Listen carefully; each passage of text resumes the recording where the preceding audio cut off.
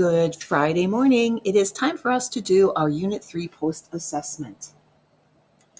You will notice that you do not have to do all of the questions. You're going to have 45 minutes at home to work on this. So first do questions 1, 4, 6, 7, 8, 12, and 13.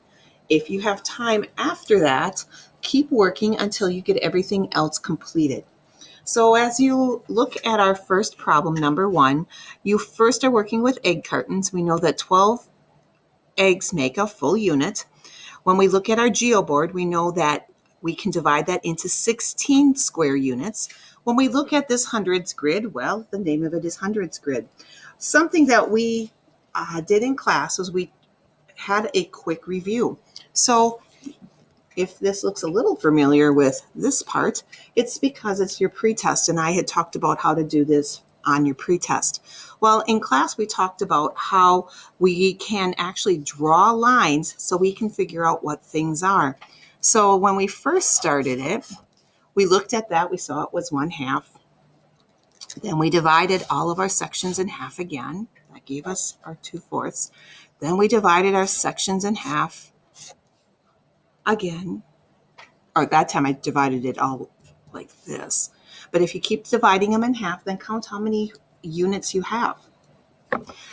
When we started with this one, we saw that we had this part.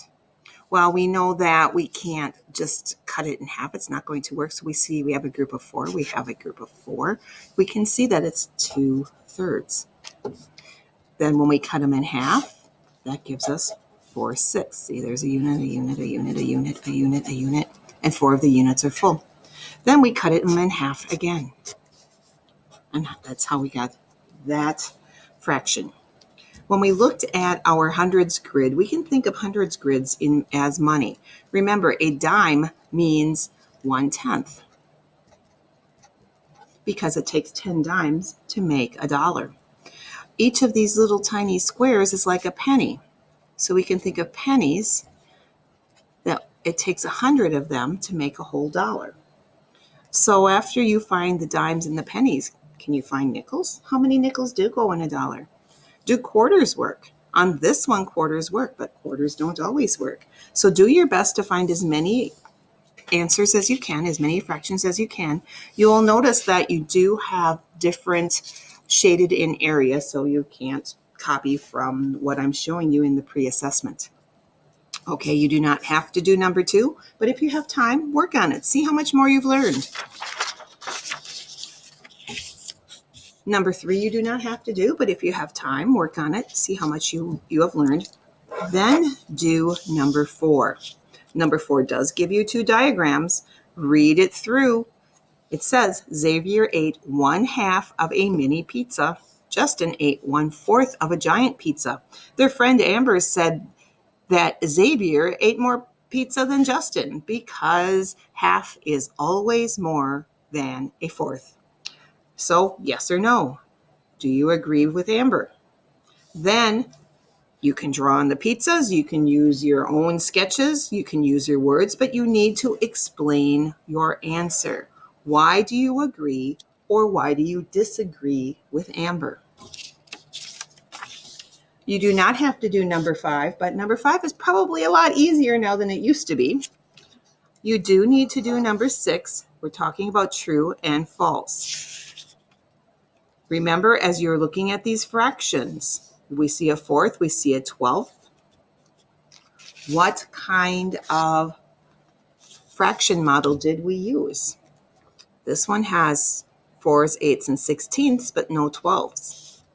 This one has, we can have 4ths in it, but we can also have 12ths in it. So maybe we're thinking of breaking things into 12ths. Also think about our 10ths and our 100ths. So look at your fractions, look at your denominators, check them out. Decide, are they closer to 1/2? Are they closer to 1? Decide if they're true or false. Number 7, you are telling us if they are the same, if one is larger, if one is smaller. One way to think about this, since we're talking mostly about decimals, make it look like money. It's the easiest way to compare them. You also need to do number 8. You're going to write each fraction as a decimal. Remember what I told you on the first page when we were working on this. When we're talking about a hundreds grid, we're comparing dimes and pennies. We talked about dimes and pennies, that if we have 1 penny, we have 1 100th. If we have 1 dime, we have 1/10. 1 penny equals 1 cent. 1 dime equals 10 cents. So if you need to write what these are next to them, if you're going to say you have how many pennies or how many dimes, that's fine, or write it as money, or you are writing it as money so you can figure it out. You are not required to do anything on this page. You do not need to do 9, 10, or 11, but you can try if you'd like. You are required to do 12 and 13. The easiest way to work with 12 and 13 are to first read it through, draw some pictures, put the fractions with your pictures, and then you should be able to figure it out. So it says the Browns are having a barbecue for 6 people. They want to give each person 3/5 of a pound of chicken. How much chicken will they need to buy? Remember I said, draw a picture. How much is each person getting? Then it says Mr. Brown loves leftover barbecued chicken, so he decides to buy 5 pounds of chicken. How many pounds will he have left over after the barbecue? Show your work. Number 13 says, the 4th graders are painting one of the walls under the covered area on the playground. They start with 3 3/4 gallons of paint, but it wasn't enough. So one of the parents brought them another 2 1/4 gallons of paint. How much paint did they have in all? So that's the first part of the question. Second part of the question is, in the end, it took 5 1/4 gallons of paint to cover the wall. Did the 4th graders have any paint left over?